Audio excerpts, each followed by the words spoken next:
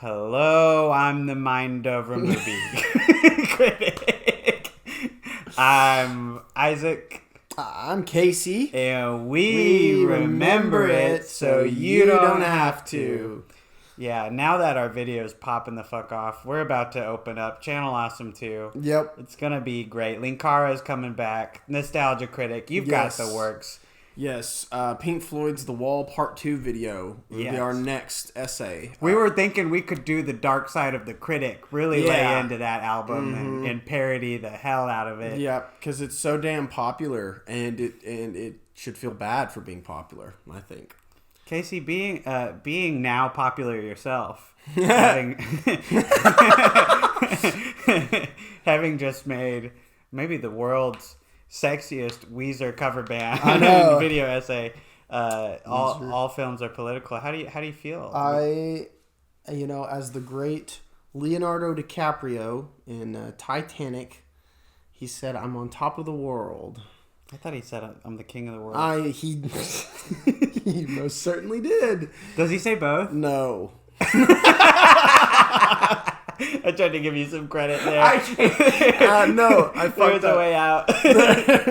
Dude, no, yeah, it's pretty cool. It's pretty awesome that it's gotten so many views. I'm glad people like it. Yeah, it was really fun to see this one come out because like the first video essay I was hype about. Don't get me wrong. But then you let me be a little like edit monkey on this one a little bit. And yeah, I was like, oh man, I hope people like all of the stuff. And so far, the comments seem to be mostly positive. It's got 15 likes. I think that's sometimes our view number. Is what's in the like. Yeah, right. So I mean, I know it's like tiny clout, but honestly, fuck needing larger amounts of views to like feel happy. Like. It's just nice to achieve success on any kind of level, and we're like definitely like lower level guys doing it just for fun. Yeah, exactly. We might have some new listeners, so if you're here, welcome. If this is your first episode, welcome aboard the party boat. Yeah, we're hopefully we're your kind of vibe. It's gonna be kind of a spoilery episode today. I hope you're caught up on your television. Oh yeah, you little punk. But don't worry, this is Mind Over Television Part 2. Yeah, I mean everything that we talked about in Mind Over Television Part 1 is coming to fruition. Damn it. It's the epic conclusion. It's the epic conclusion of a 6-part miniseries. If the last episode was a to be continued, I mean this is definitely the underwhelming Part 2 that airs like a week later. All right, what's your least favorite two-part episode? Because I think some of the Doctor Who episodes that are two-parters suck balls. So we actually just finished what I think is one of the better two-parters. Like, literally, I think I just inhaled a hair. Uh-oh. Casey's a podcast dog is podcast near. dog. There's a podcast dog. Her name is Phoebe. Right before I came over here, though, we were watching we're on the 11th Doctor, and it's in his first season. Matt Smith? Yes, Matt Smith. Okay. And it's the first time they encounter the angels in the cave with River Song. Oh my god. That two-parter, we just watched the second part. It's good. It's really good. There are some in Doctor Who that are kind of like mid or bad. Yeah. But this one was good. Like, this one was really good. I was just thinking about that. I was like, out of the 2-part episodes that Doctor Who has, this is a really solid to be like finisher, I guess, for the storyline.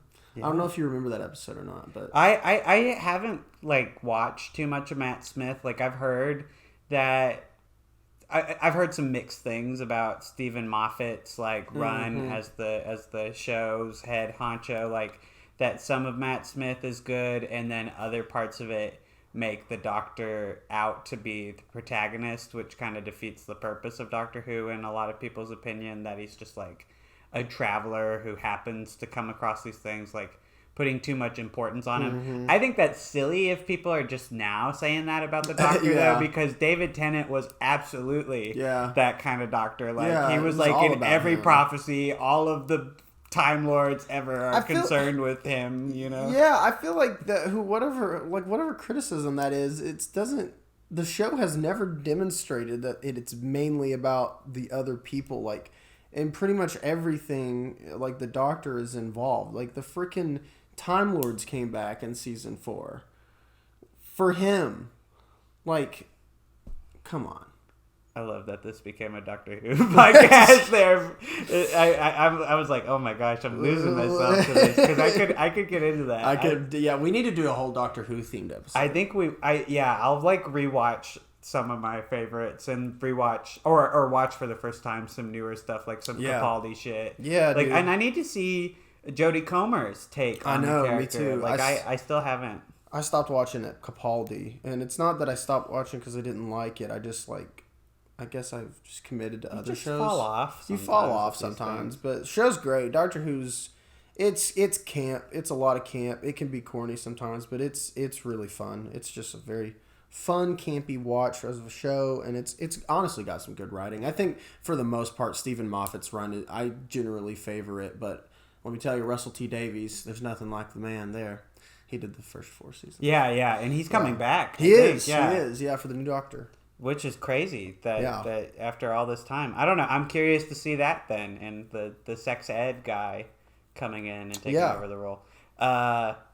And speaking of falling off, have you still kind of fallen off the watching movies bandwagon? Like, have you really seen any of those lately? I rewatched a couple. Oh, okay. Well, I mean, hey. I rewatched Jurassic Park. Oh, hell yeah. Always a good time. Yeah. I'm gearing up for a little video that has to do with Jurassic Park. What? And then I rewatched The Batman.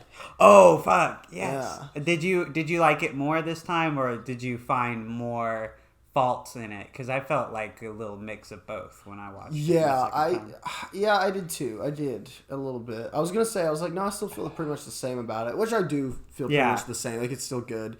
But I did like find a couple things that I was like, that kind of bothers me, and then a couple other things that I was like, fuck, that is really good. So, yeah. I don't know how you're feeling about it, but I think the thing that bugged me the most this time around is that technology that all the shows and movies are using these days. The Mandalorian like set thing, where they build some of the set and then some of it in the background is crazy. Like, I think in the first few years we were using that technology, I was like, wow, I can't tell that this technology is being used and I can't see the points. Yeah. I think we're getting a little lazier with it or something, because I can definitely tell every time they use one of those sets in the Batman. It would just, like, the coloration would be a little bit wilder than the rest of the movie, I feel like. Which I still think it's my favorite Batman movie. Like, I'm just obsessed with where they took the character. Like, I agree with every choice on that front, and like the story just feels like a wonderful like mini like run in the comics, like akin to like the Dark Knight Returns, where you can kind of feel where the issue ends. I think I said that in our spoiler discussion, but it still felt like that when I watched it again. I was like, damn, I love it. And Paul Dano is just great. I think I'm now on the sure-footed side that he is great in that movie. He is. Like, I love when he's losing his mind and shit. Yeah. Paul Dano's such a good actor. I'm glad he went full like nut job for that. Like, Paul Dano's fucking awesome. I'm noticing him in movies that I had seen before. And like somehow I passed him up. Like, I didn't know he was in Prisoners somehow. Really? Yeah. Well, and that's crazy because they like fucking torture Paul Dano in that movie. Then I also didn't remember he's in fucking Looper. Have you seen Looper recently, by the way? Yes. I love Looper. Yes. What the hell? Looper's great. Looper is like a really great Western time travel, balls to the wall sci-fi movie. And the thing I love about it the most is it just is pretty much like, don't fucking think about it too much, you stupid little nerd. Just enjoy the consequences of our premise. And I think that's fantastic, because so many movies and shows waste their time at like trying to make it authentic and credible. It's like, it's a bullshit technology. It's a bullshit idea. It doesn't exist in the real world. You don't have to ground it in the real world. It's cool when you do sometimes. Like, but unless your story... it needs realism. Like, I'm looking at you, Avengers Endgame. Like, you didn't have to get into all that bullshit, I feel like. Yeah. And the funny thing is, if you get into the bullshit, people tend to notice the bullshit in your logic. Exactly. So, yeah, I love Jeff Daniels' line in this movie. He's like, you can't think about time travel too much. It'll fry your brain like an egg. It's like, Yeah. That's exactly it. Just leave it at the gates. Exactly. You know? Just enjoy the fucking movie, bro. Yeah. Turn your brain off. No. I will say the only thing about that movie that bugged me so much that I actually went back, because it was the thing I was thinking about when I took off half a star on my Letterboxd review and made it 4.5 stars instead. Oh, shit. I know, is Joseph Gordon-Levitt's fucking distracting prosthetics in that movie. Yeah. It is, like, sometimes it looks okay. But then anytime it's like a close-up on his face, I'm sorry, but my man's is not looking like young Bruce Willis. He's looking like a mannequin or some shit. Yep. He's looking like a freak.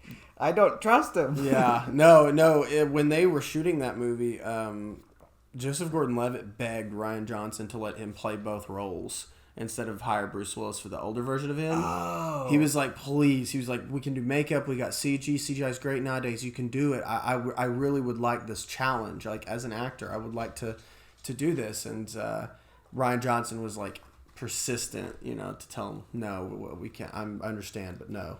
Okay. I'm glad Joseph Gordon-Levitt didn't play older Joe. Right. Because, one, I don't mean anything against Joseph Gordon-Levitt. I don't think he has the chops to be like old guy and young guy in the same movie. Yeah. Like, no, I mean, like, he's a good actor, but I don't think he's like that kind of actor. Yeah. And also, too, I think it's one of the rare modern Bruce Willis performances where it feels like he like is into the character and like gives a shit. Like, he has some great delivery in this movie and looks like visibly shaken at some of the shit that he's doing. Like, he says something like about Joseph Gordon-Levitt, the younger version of himself, being like a worthless, self-absorbed like piece of shit. And the like way he shouts it is just like so good. It brought me back to like 90s Bruce Willis. And I don't know. It's just a fucking awesome movie. I rewatched that. I rewatched a lot because I was on vacation with my parents, and notoriously, we watch like a movie every night on vacation. And we messed about with some Bond films. That was fun. Yeah, we did like a Goldfinger, a Connery feature. We did Roger Moore, Spy Who Loved Me, and we did GoldenEye with Pierce Brosnan. And we would have done more, but like the Airbnb we were at had like this weird. It didn't have internet, but it had on demand, and they had 1,000 movies, but they only had those 1,000 movies, so you had to pick kind of around. Right. And they only had some of the Bond movies, so we didn't get to show like Kennedy, Daniel Craig's like Casino Royale. I know that was our big plan, is we were gonna work our way up to modern Bond and be like, look how he's evolved. Yeah. But oddly enough, you can still be like that though if you just watch like a Connery and fucking Moore and a Timothy Dalton. Like, you can still be like, look, M takes over in GoldenEye. We start fucking clapping back when Bond's being a sexist piece of shit. Mm-hmm. Also, it's after the Cold War. Yep. We have to make this character relevant again. And I think that's something that I love about GoldenEye every time I watch it, is they really fucking... They breathed life back into this franchise, which everyone counted out for dead, and I'm so glad they did, because it finally got a chance to become a little bit elevated in material. Finally, when you get to the Daniel Craig shit, like Casino Royale, like, it's like, this is just good, like, masterful filmmaking in general. I started to watch Casino Royale actually the other day with Brandon. Nice. Because I wanted to show him. And it's like, God, like the first 30 minutes of that movie, just like nonstop insanity. It's really good, really well done. Daniel Craig is amazing as fucking Bond. Stunts. Like oh my God, the like, crane run thing. Yes. Oh my gosh. Yeah, it's all good. Casino Royale. And then, other than that, we watched Team America, which is just one of the fucking funniest movies ever. And the Darjeeling Limited, which is like probably one of the most slept on Wes Anderson movies. But I fuck with it. Like, I get like why people aren't super into the idea of like three white guys like soul searching in Southeast Asia. Like, it almost feels like a parody at this point. But like, I think that this movie about that handles it pretty well. And like, I just love Owen Wilson, Adrian Brody, and Jason Schwartzman as a trio. like one of the great film trios that's been assembled. And Yeah. I hope that they get a reunion kind of in a later Wes Anderson movie.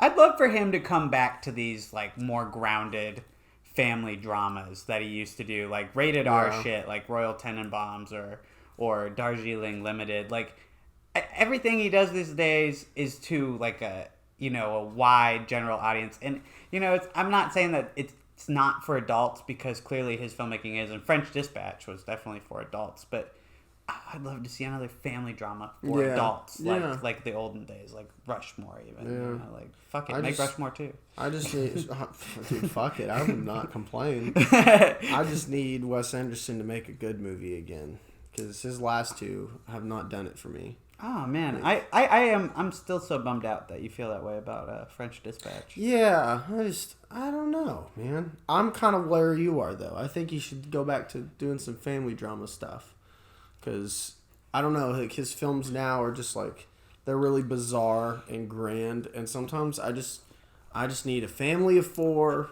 living in, I don't know, fucking Minnesota doing shit. I don't know.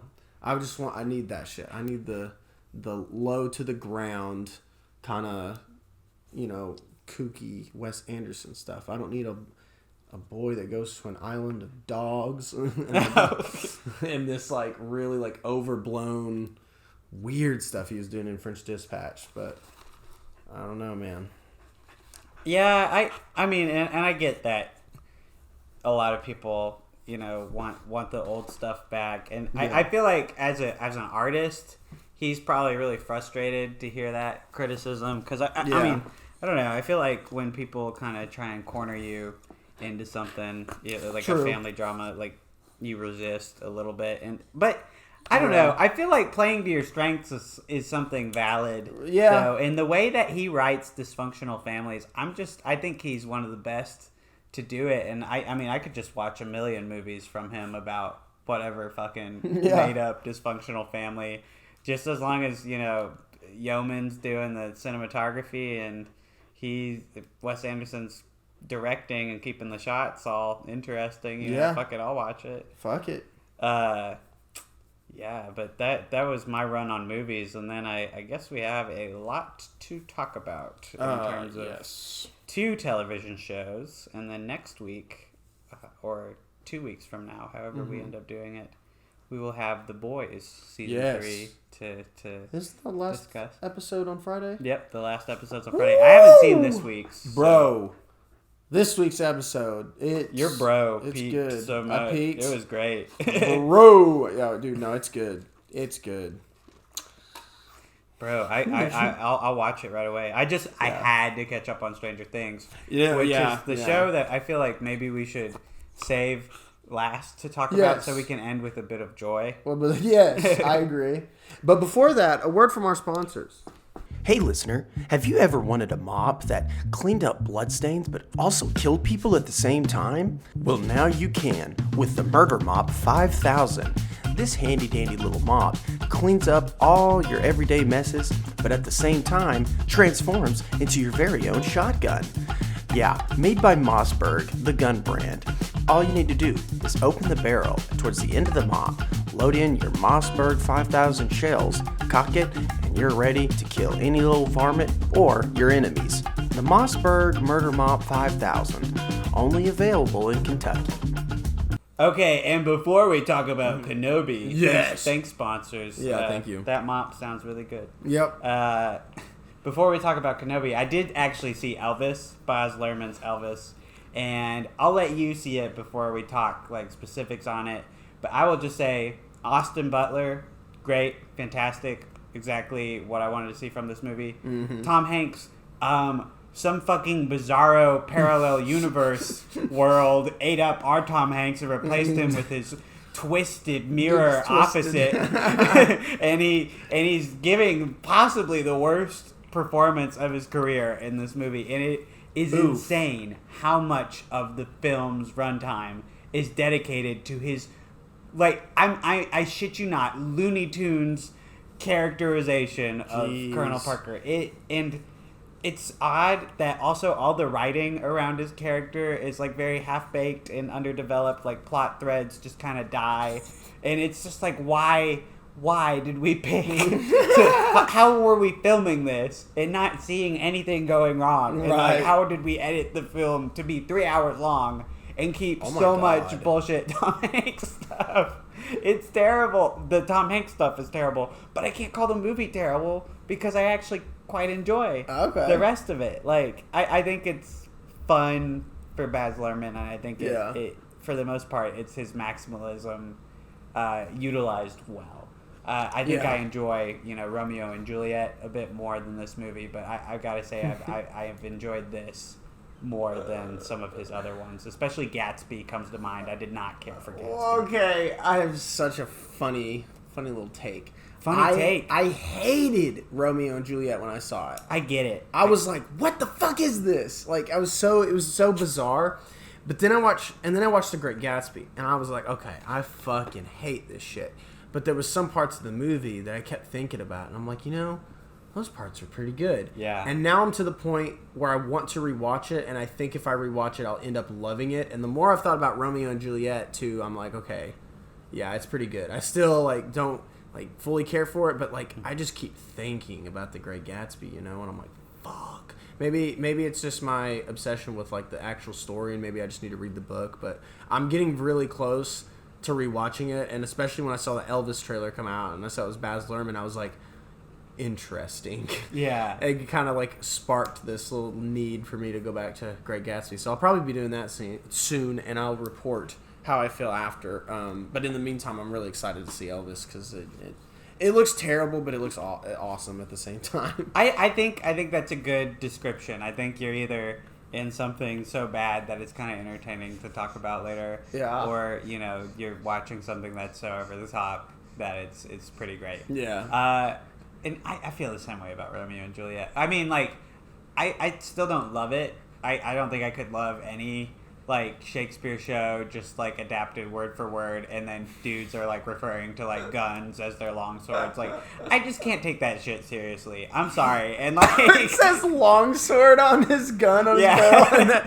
It's so good. That's funny. I don't admire it as, a serious, adaptation of Shakespeare's work.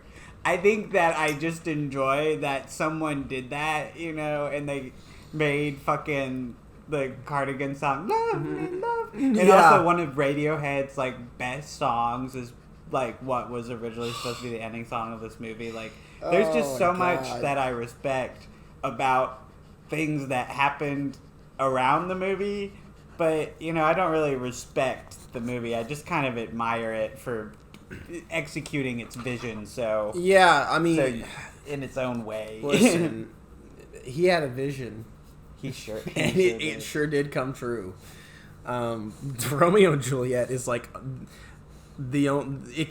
movie can only exist because everybody was just so understanding. It was okay, you literally want word for word Romeo and Juliet in, what are they, in New York or something? Modern day New York? Yeah. And then they're just everybody... No, they're in California. California? Because it's Verona Beach instead of... It's they're you want Romeo and Juliet in California? He's like, yes. And they're like, okay. And that's exactly what everybody on this fucking film did. And that's where we got. It's pretty fucking cool that he's able to achieve that vision so clearly. Yeah, exactly. Just the text and a bunch of bonkers shit. He's crazy. And speaking of bonkers, maybe let's talk about that pretty wild and crazy Kenobi show. Oh yeah. So spoiler-free thoughts. Thoughts. Did you like the show? Oh no. Getting right into it. No, I did not like the show. I liked parts of it, some parts of it.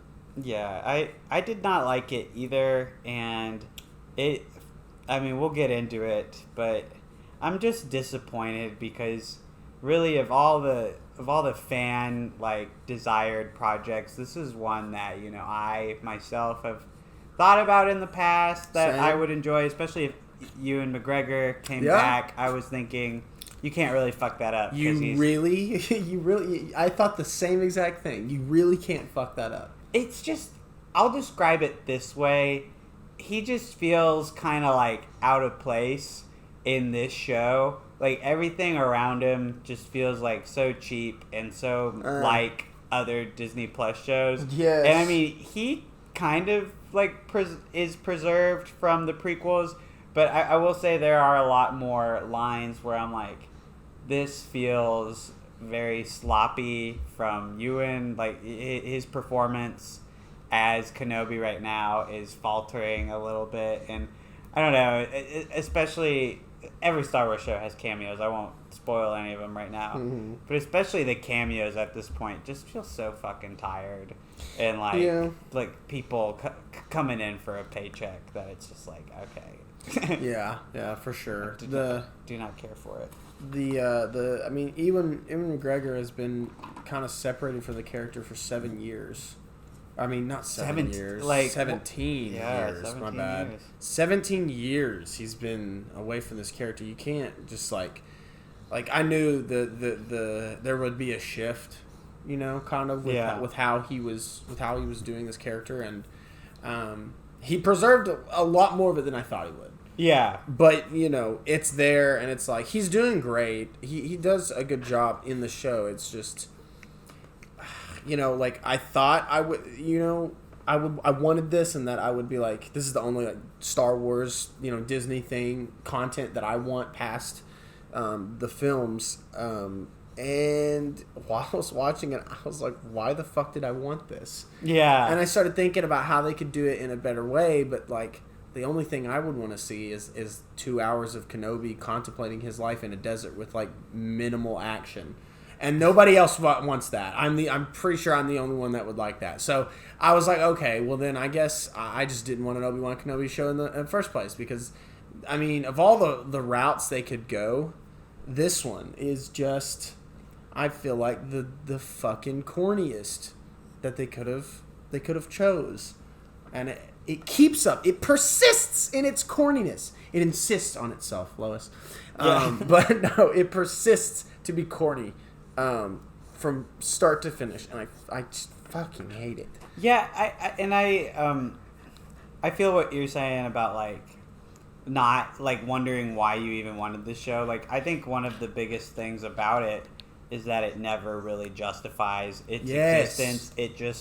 It continues to feel like something that is being produced to meet like X demand, and like they're not like, plenty of people I feel like would enjoy, you know, a character drama. Like, they're not bullshitting when they say like, oh, we want like a Logan style, like whatever, more contemplative piece about Kenobi. Yeah, I feel like they try and go for that in this show, and it just doesn't work that well with what they have, and like you can't do that piece as well if it's a prequel. And I think in Kenobi's case, other recent Star Wars media has just cannibalized what you can do with the story without it feeling like kind of redundant in the Star Wars universe. And I will say, I don't think they fully get away from feeling like redundant. Like, I feel like there are several episodes that feel like, you know, episodes from The Mandalorian or recent like movies, because there's just like maybe like 5 Star Wars plot lines these days that can happen. Like, you know, pick your poison between like kidnapping, base to destroy, or like, and I'm not giving major spoilers for fucking Kenobi, but would you be surprised to hear that some of those things happen? Anyway, maybe we should talk about some of those things. So if you don't want spoilers, we're gonna go full fucking spoilers, like all of them. So just click off. So if you don't want spoilers, look to your right. There will be a lever. Hit that lever, and you will warp speed to the timestamp where we're not spoiling it. OMG, that was so clean. It was 50 minutes and 24 seconds. I hope they hit that lever. Those people. I did. Yeah. Anyway, if you're still here, you haven't pulled the lever. Yeah. Woo. thank Thank goodness. God. That one actually goes straight to the shark pit. Yeah, it would. Yeah, all those people that took that lever, they're gone now. So rest in peace. good, you're alive. No, we wonder why we can't keep new listeners. Okay, Kenobi spoilers. Darth Vader didn't need him. Who needs him? So I'm realizing that I don't really care for the modern take on Darth Vader, which is that he's not really like ever chill anymore. It's just there are no quiet moments when Vader is on screen. It's like they're working to go back in time and make him like the most badassiest character that has ever lived. And unfortunately, if we're accepting all of this shit as canon, which I think I don't even want to have a discussion about canon.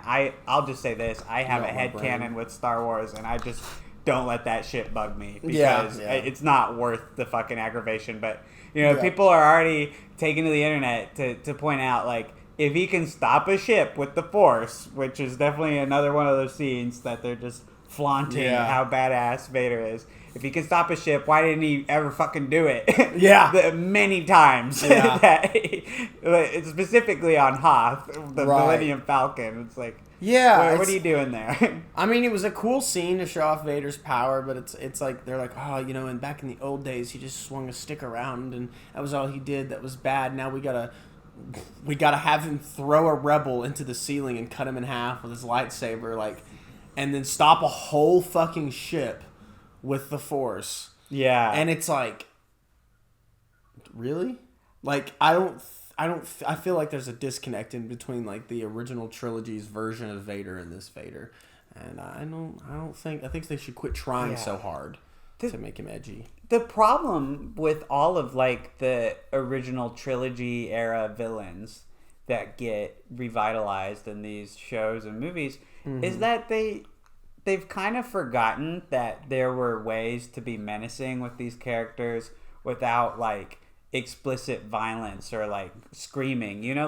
I think why it feels so silly that Vader is like only this like angry, yelly, like badass warrior man now is that like in the original movies he was like a cold and calculated boss, just being on the phone with him, he's talking in his normal voice. He's like, "So did you get the rebels?" And it's like, even though he didn't just yell that at you, you are afraid because if the answer is no to that question, homie is just gonna choke you to death and casually talk to the other guy who's lined up to take your job. And those are, the thing is, there's still humor in that. You can have levity that this show desperately wants to have. Yeah. And you can still make an intimidating villain. Like, I think it speaks to me that you're trying too hard or just fundamentally misunderstanding a character if you're...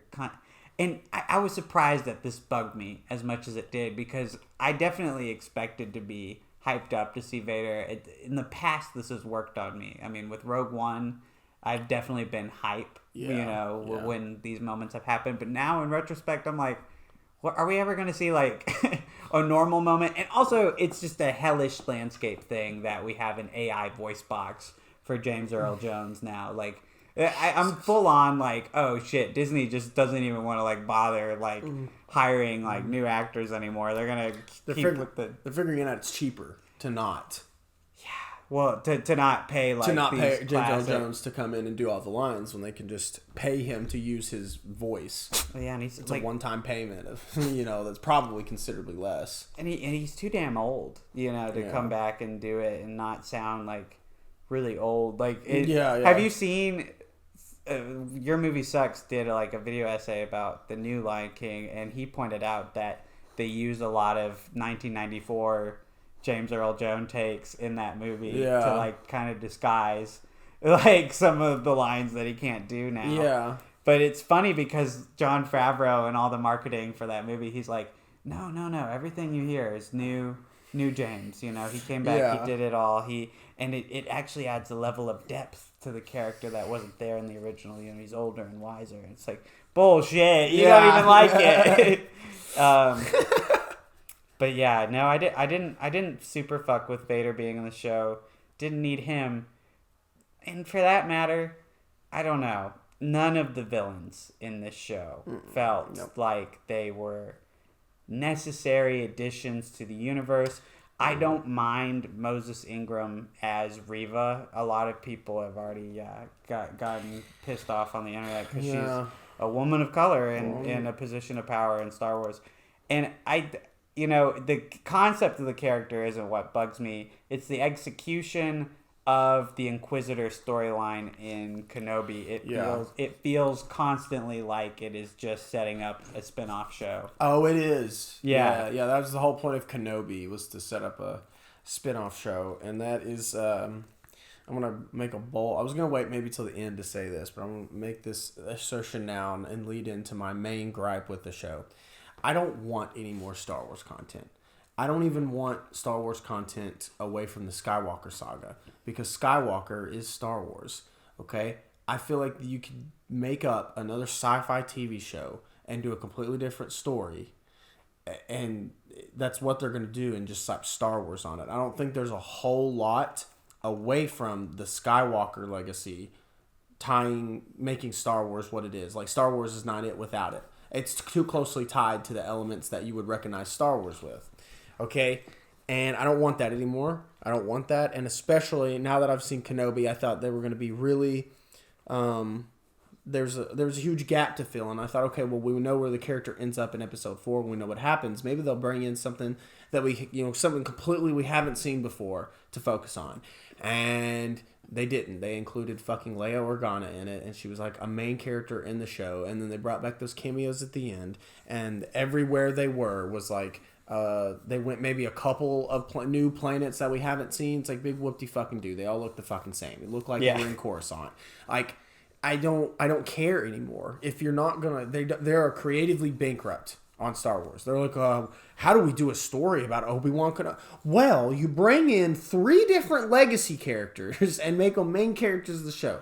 It is annoying as fuck. And when I saw that in episode 1, I guess, when Leia was there, I was like, dude, really? I was like, please no. Please, God, no. But they did. And it was bad. It was bad. It was just as bad as I thought it was going to be from episode 1 to episode 6. I was like, well, fuck. Yeah, I agree, like, fully that all of the bringing back old characters, it still feels... I mean, we said it with Vader, but... yeah. Leia, I mean, the kid playing Leia, and I knew her name a couple weeks ago, and I don't feel like looking it up right now. I'm sorry. But she's good. But she's good. She's good. And, I mean, you totally get that it's young Leia. It's just, like, the whole concept of having, like, kid Leia in the show. I mean, it makes sense. Of course, Leia... probably met... I mean, somehow Leia has intimate knowledge of Obi-Wan Kenobi in New Hope. And, I mean, with the prequel trilogy... like, it was fine as it was back when New Hope happened. I think it's really just the prequel trilogy's positioning of the characters that makes it a little bit more confusing as to how she would know. So, really, all Kenobi is good for is fixing, like... plot holes that the prequels accidentally set up. You know, another famous one being how the fuck does Kenobi go from looking like hot Ewan McGregor to old ass Alec Guinness in 10 years. 9 years. 9 years from this show, he's gonna look like Alec Guinness. Like, are you shitting me? Yeah, I was surprised they didn't have a scene where he gets, like, his force soul, like, sucked out of him. They would have. Like, it's like Rogue One's, like, Death Star plans intentionally made. You know, it's like, no, he just got the soul sucked out of him. Do you not remember in 12 BBY when Obi-Wan got the soul sucked out of him by Darth Vader? And that's why he says the line, once you were the master and I the apprentice, but then he stole his master soul. His master now soul. Now he's the master. Jesus Christ. They're going to eventually make these shows to where they're just retconning dialogue from the original. And they kind of already are, but... yeah, it's well, they're just looking for, like...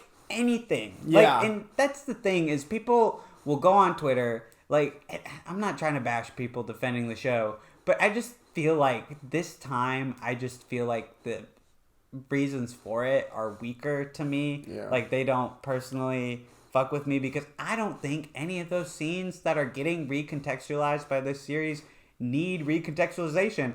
And quite frankly, I think the scenes that are recontextualizing moments in the original trilogy are fucking stupid. Yeah. Like, the giant rock fight between Darth Vader and Obi-Wan is maybe one of the worst, like, modern fight scenes I've seen. It looks insanely cheap. They shot it at night. They shot it at night. And it still looks terrible because there's that fucking weird digital camera shake that they've added in post and it's present from the first shot of the show. I know. The Order 66 shit is already off to the races with looking like fucking dog shit. Like, I'm sorry, Deborah Chow, but you clearly just... I don't think that she had ever managed a project of this scope before, and it shows, and it's such a mess. And it's too fucking long. Yeah. I think they realized by episode 4 that they could not stretch this out, but they somehow found a way. It's like when you're trying to finish a fucking essay, you have to repeat yourself a couple times. Yeah. They definitely did that. Are you giving the jinx to our armor? Yeah. Yeah, dude, They did repeat themselves. Oh, my God. You're absolutely right. And also, I will just go as far to say that, like, the first 2 episodes should have been 10 minutes, like, in a movie. Yes. Like, there was just so much bullshit and waiting around and, like, fucking corny-ass nothingness. Like, I felt like at that point in the show... that it really was about to be about nothing. Like, every time Obi-Wan was about to encounter something with any significance, it was just going to find a way to dodge it. Like, it happens so many times. Like, they did the fake out where he's going to get Uncle Owen or whatever, and then the one guy has to come in and be like, "Stop it! Yeah.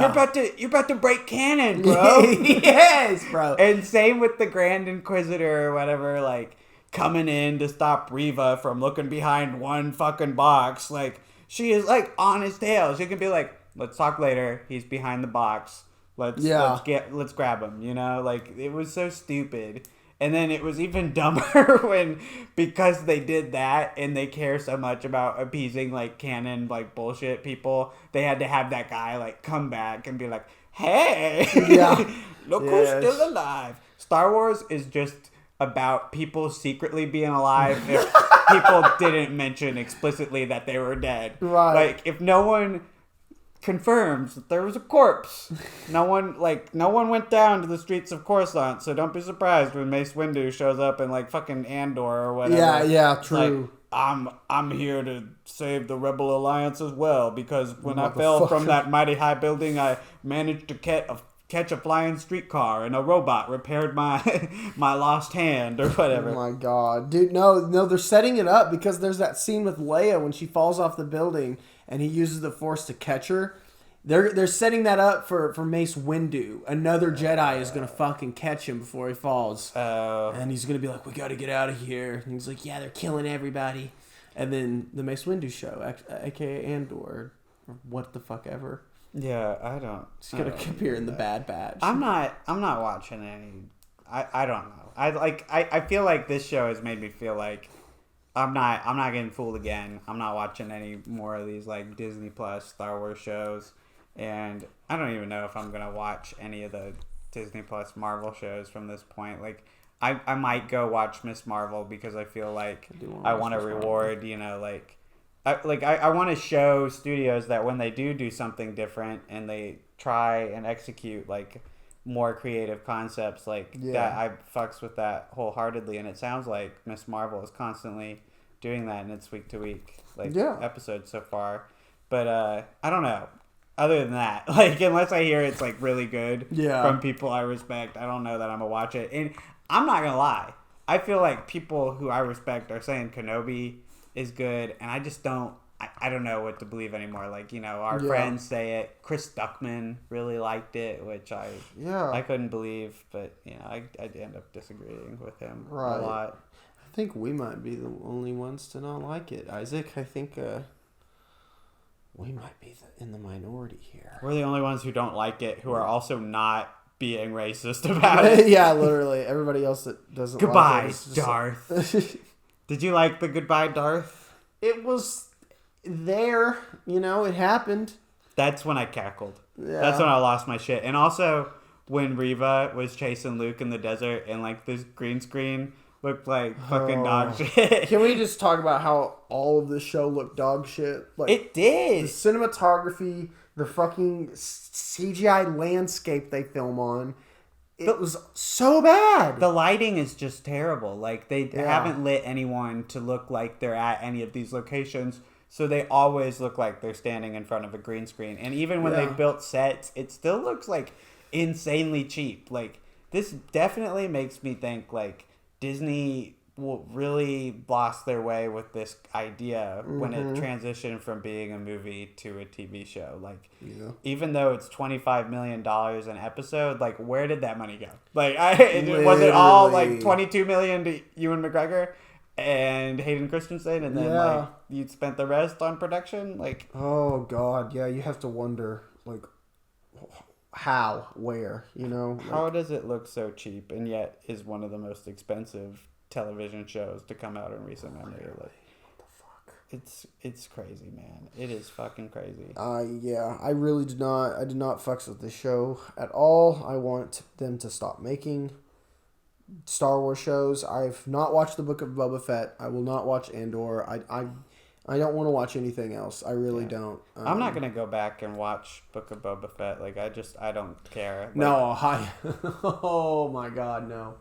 I might watch Mandalorian season 3 because I've liked a I lot of that show in the past, but it's already kind of pissing me off that now that it's like, oh, actually, you needed to watch Book of Boba Fett because half of that show was secretly about the Mandalorian. It's like, I don't care. Like, you can't make me watch that bullshit show, even with that bullshit. And that's probably a reason that you have multiple Mandalorian-centered episodes. Yeah. Because you knew that you couldn't execute your show about Boba Fett. So you just did a sneaky little Mandalorian season 3 thing in there. God, it's like nobody stays dead in that fucking universe. No, not anymore. Not anymore. Yeah, that somehow X has returned. Yeah, dude, they're fucking dude, Kennedy's fucking Twitter post, somehow Gru has risen. No, that got me. I can't believe. I guess this will be our transition to Stranger Things somehow, but I can't believe that the clout that Morbius was looking for with ironic memes. Oh my god. How did Minions finesse that? Like, we know that it's bad. We know that it belongs to the Facebook moms. Like, I get that it has a bopping soundtrack, but how did we actually end up going to see the movie? Like, are you kidding? Are you kidding? Like, dudes are getting dressed up in suits. Yeah. Did you see that sign that the movie theater posted? No. They said, any person wearing formal attire and buys a ticket to Rise of Gru, you will not be admitted to, like, see the show because it's a group called, like, the Gentle Minions or whatever. It's a hashtag going around. I don't know what they're doing in that theater, but apparently they're causing such a disturbance that the theater will not sell tickets to anybody wearing formal attire for the Rise of Gru. I heard they're doing some fucking lame ass shit, like throwing bananas in, like, the movie theater. Probably. Like, if all you're doing with your, like, quote unquote, like, ironic, like, meme fucking showing of Minions is, like, just going to a theater and being loud and ruining, like, other, like, actual, like, families with children's, like, time, you're fucking pathetic. Like, I don't. It's not ironic when you get dressed up and go to the theater and do the whole thing. Like, it's stupid and it's childish. Yeah, and doing it just because, like, a bunch of other assholes are, like, also online doing this same thing, like, vandalizing theaters like that. Like, that's, I don't know, that just rubs me the wrong way. Yeah. I definitely could tell that this movement was probably getting out of hands when I saw that it was mostly young men in tuxedos going to see fucking Rise of Gru. Well, I mean, I feel bad for them. You know, you could be going to see something else. There's a lot to see right now. There is a lot to see. And speaking of seeing that lot, did you perchance watch Stranger Things 4 Volume 2, Episodes 8 and 9, runtime 4 hours, 33 minutes? I sure diddly did. Let everybody give us a round of applause. Spoiler free thoughts. Yeah, you like. Oh wait, we have to do that. We have to let the people that pulled the lever and warp speed into a time code. We have to give them a little message as like a hello. Beep, boop, boop, boop, boop, boop, boop, boop, boop, boop. Wait, but earlier didn't we greet them when they arrived at the Minions Rise of Gru section? Did we? Well, in spirit. Oh yeah, sure. Yeah. But now we're acknowledging. Now we're hey, welcome back. Welcome back. We didn't send you to a shark pit or anything. No, of course not. So anyway, if you haven't seen Stranger Things season 4, hold the phone. Don't pull that lever again. Okay. Stay a while. We're gonna tell you. Yeah. Spoiler free what we think. Okay. Yeah. What do you think, Casey?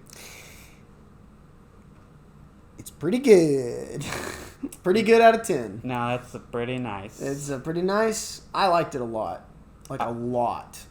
Yeah, I think I loved this season of Stranger Things. I think it's my new favorite, and I think it's completely revitalized like my interest. Mm-hmm. Sure, I've said revitalized like so many times this episode, so please don't punch me. Like I just get obsessed.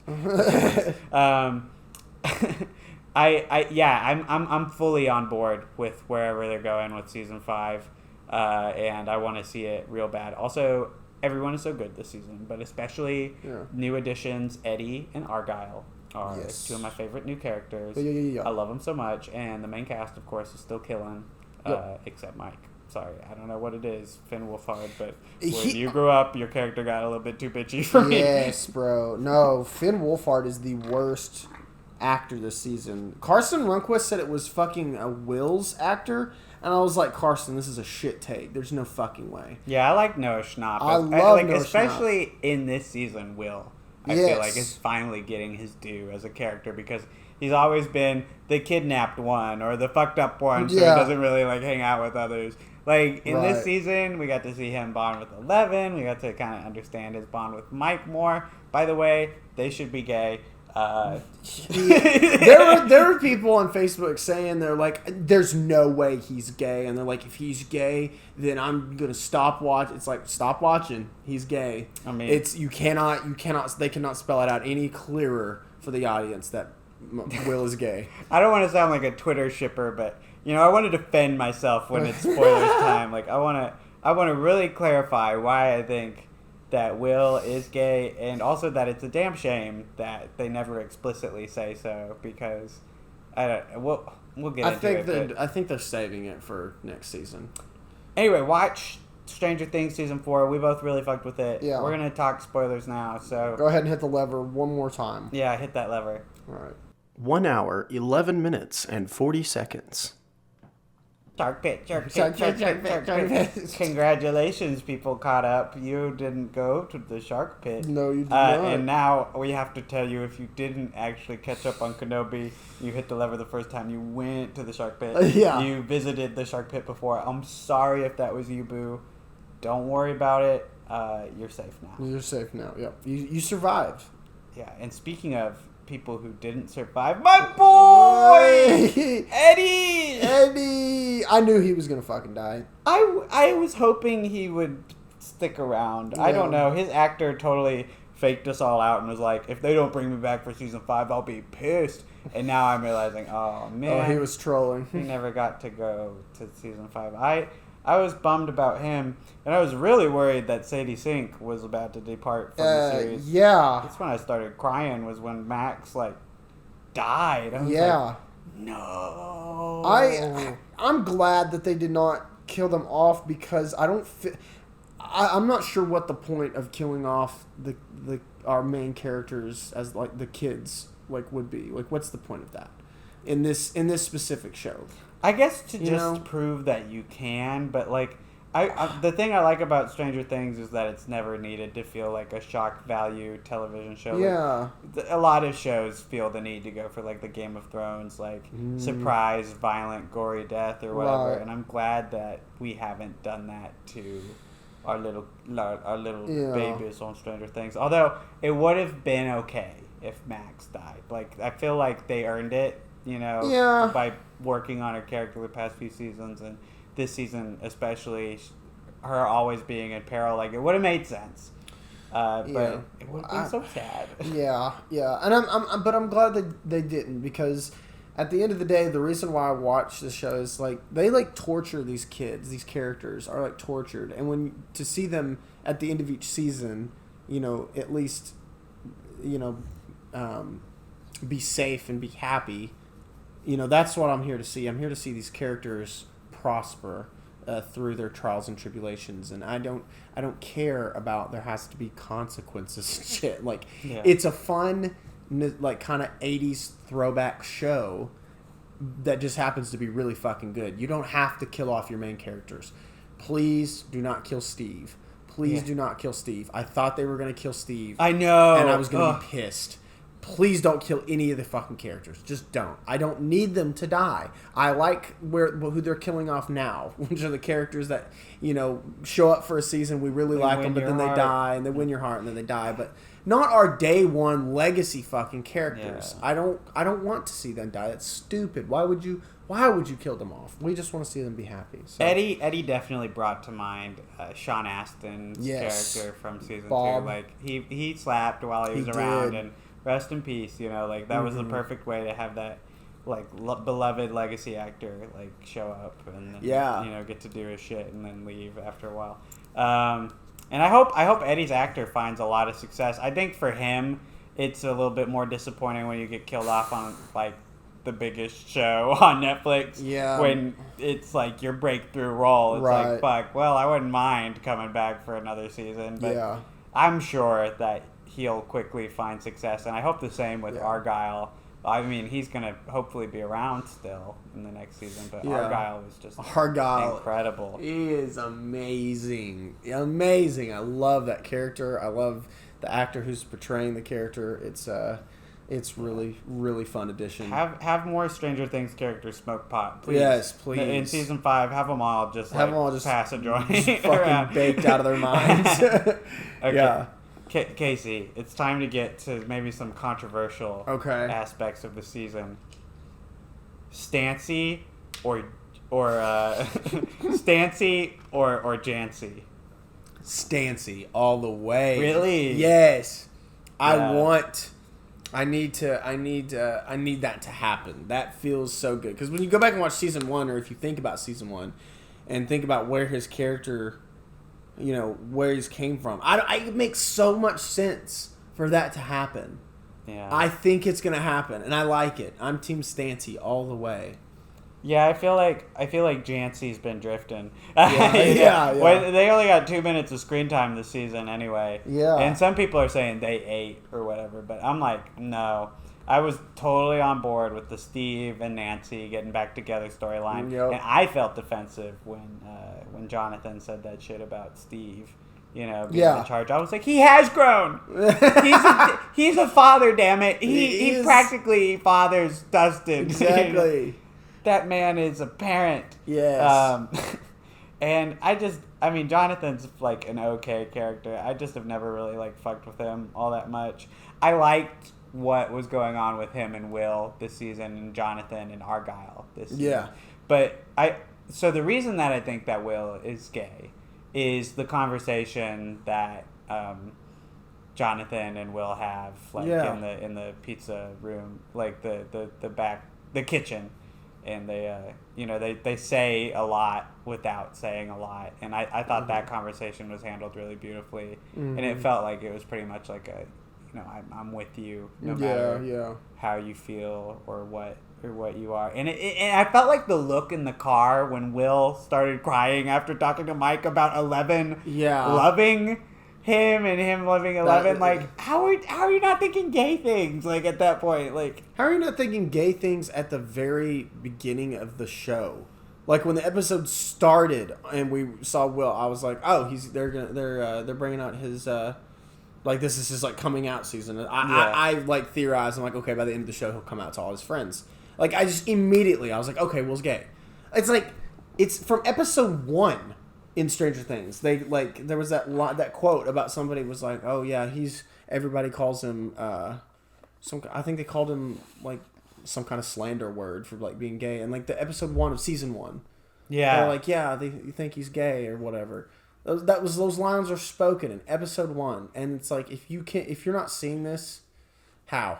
Like the freezer, the at the pizzeria, but the talk between Jonathan and Will, that's just the sealer. That's it's the done deal there. They're just yelling at you that this is it, and I'm not sure how I feel about him and Mike, because I feel like I don't like Mike with anyone. I don't know, like just keep that with like that thing with 11, because I don't think we have any intention to believe that Mike is gay as well. No, so he's not, and I think that's part of the tragedy of the situation. Yeah, like, one of the sadder aspects is like you get why he cries to himself, because like he's never gonna actually say that to Mike, because Mike is definitely just very into 11, and that sucks. But it happens that way.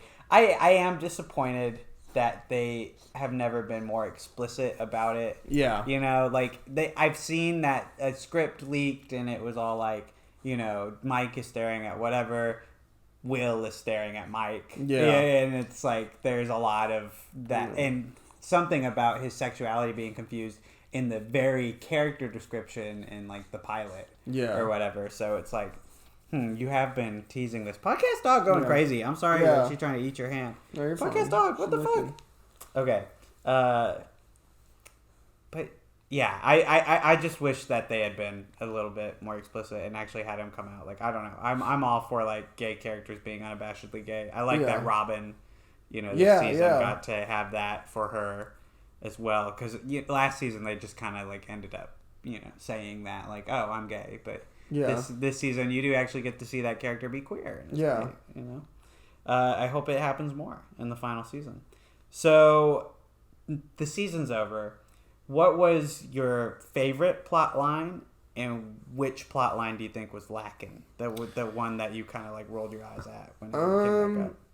The 11 stuff is the one I rolled my eyes at. Really? Like, I thought it was with done. Dr. Brenner? Yeah. Now by the time it was over, like at the last episode, I was like, okay, I enjoyed that little plot thread there. Yeah. But when it first started, I was like, fuck, dude. I was like, I don't want to see any more this of motherfucker's back. This motherfucker's back. I don't care anymore about this story, this plot line. But I did end up thinking it was okay by the end. But I did roll my eyes at it.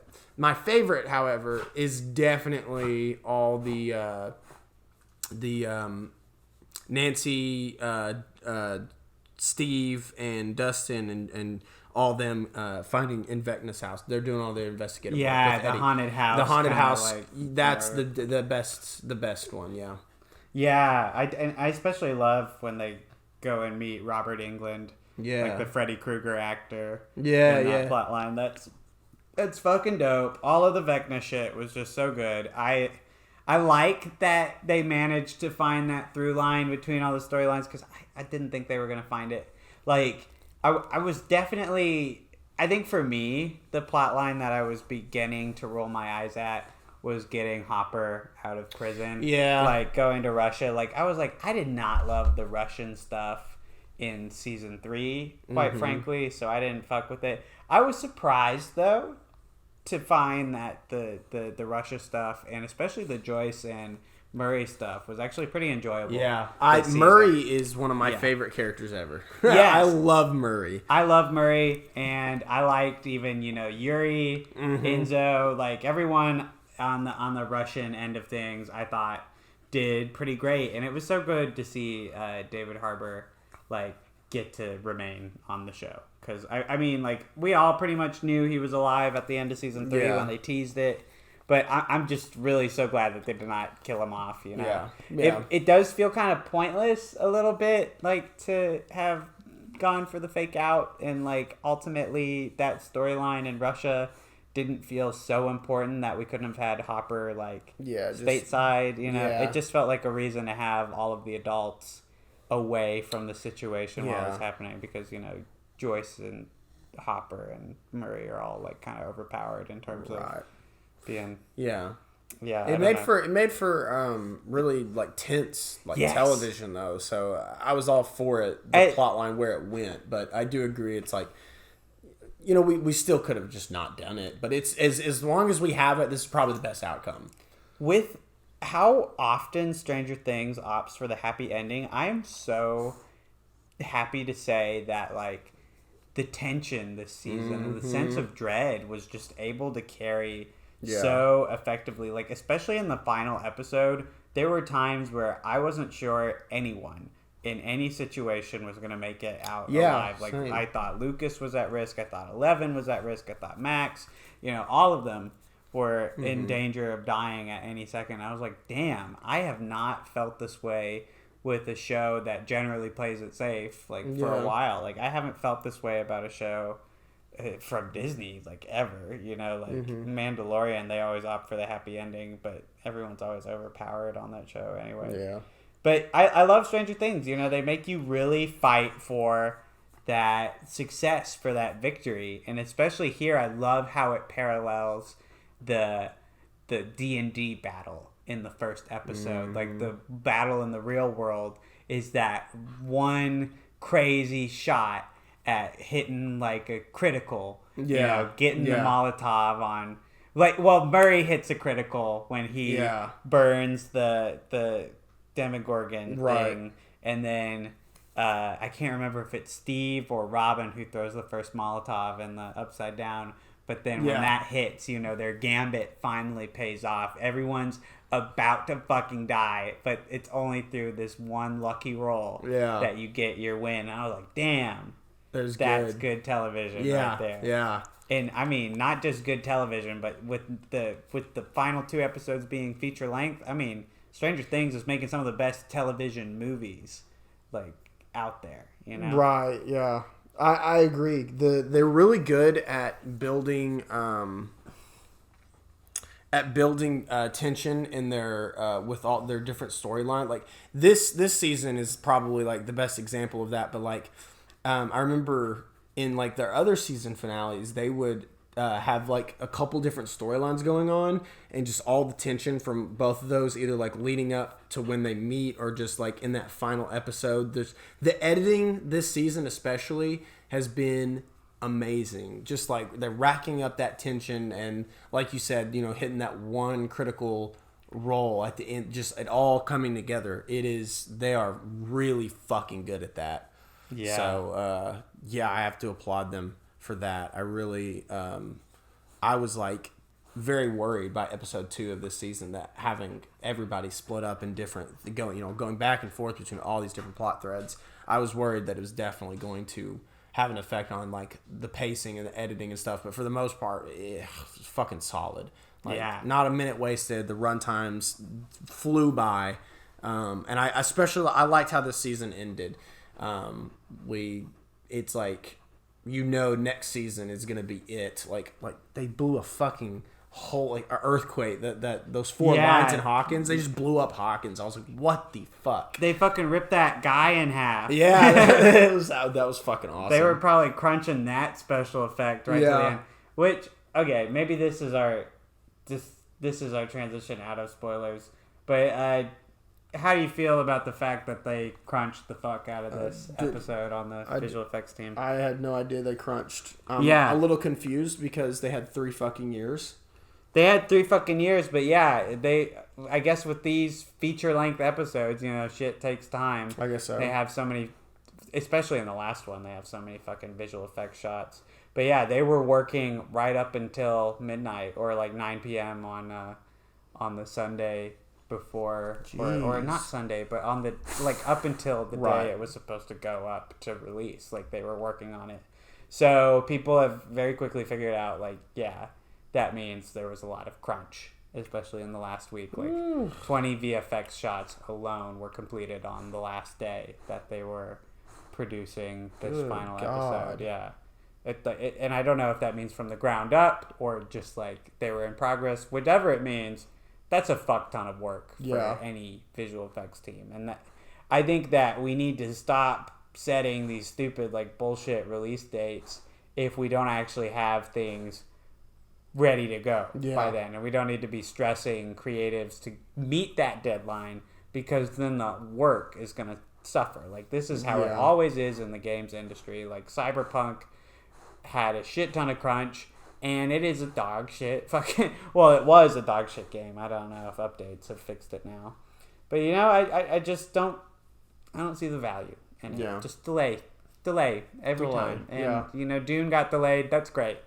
I mean, it's a 3-week delay, so it's a little weird, but I think they did it because they think they're going to be competing with something, but I don't know what. Yeah, but like November isn't like any better. Like that's award season shit. Like, that's award season shit. I guess and Dune's Marvel award usually season. Drops a November film. True. So, they always are quick to capitalize on that. Yeah. What was it? Oh, The Eternals. Yeah. Yeah. The Eternals a month before Spider-Man No Way Home. That's a good joke. That's a good joke. Yeah. Right. I'm excited for this last season of Stranger Things, though. Me too. I'm very excited to see it. I'm back on board, like calling myself a full fan of it. I think before I was definitely like, oh fuck, this show's lost me, but I'm back on. Yeah, Thank same. you. Duffer Brothers, I think you guys are pretty good again. Right. Dude, Sean Levy did great directing the previous episodes, and then the Duffer Brothers directed the last one. They directed the last 3.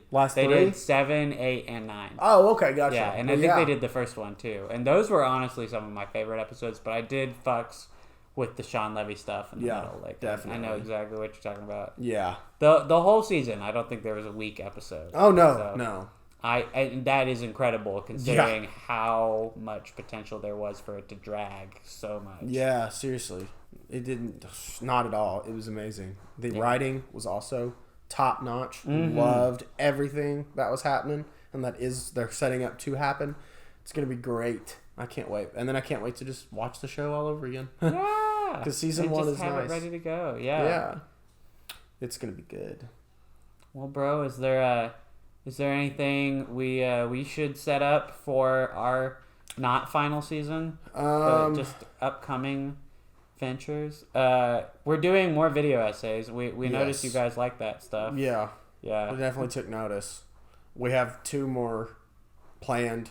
Yeah, we have 2 more planned. I actually have finished doing some voiceover on one of them today. Isaac's video is the one that's up next. Probably going to we'll release this episode on Tuesday. We'll probably release Isaac's video essay on Friday. Yar. So, you want to tell him what it's about, or you want to make it a surprise? No, I'll tell. Okay. I'm gonna talk about Everything Everywhere All at Once. Casey very graciously came on board and edited, and also just told me that it told me as a little kid that I could have my dreams be my dreams, and here I am today. I time traveled to when Isaac was a little kid, and I said, hey, you can do whatever video essay you want. But yeah, if you're somehow listening to this podcast and you're interested in watching that video essay and you have not seen Everything Everywhere All at Once, do that. I would say go watch it so that you can watch the video essay, because otherwise you're going to get a good movie spoiled for you.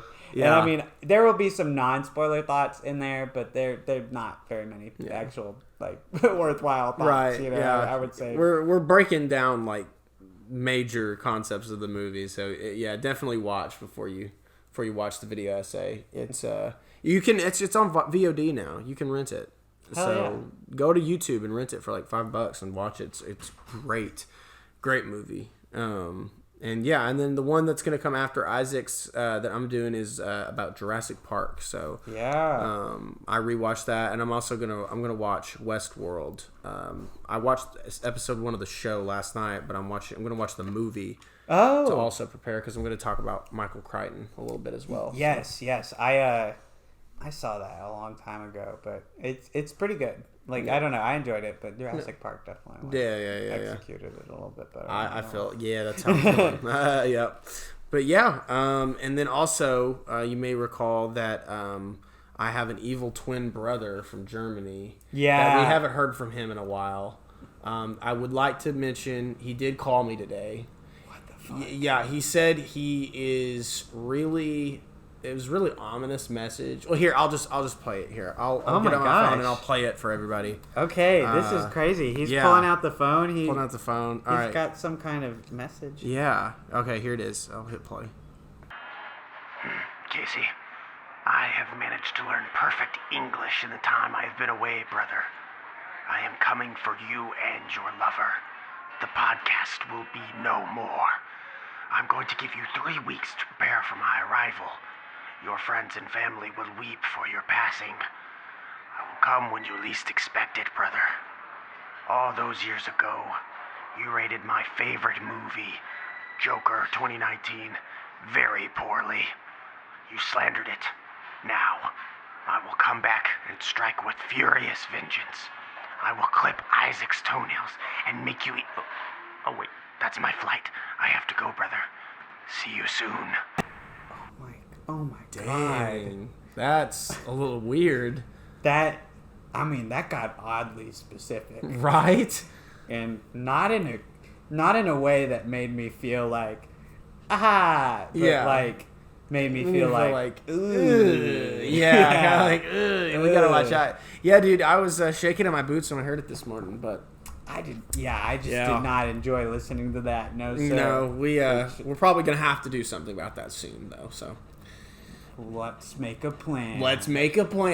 Cue the music.